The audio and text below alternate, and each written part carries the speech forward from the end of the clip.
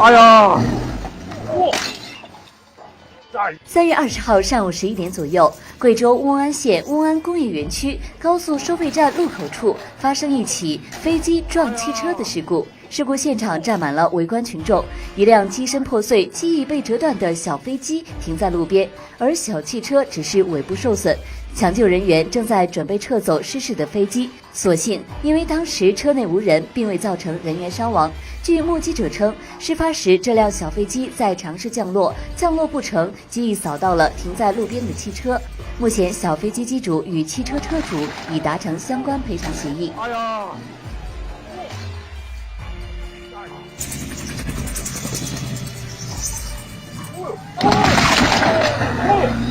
哎呀！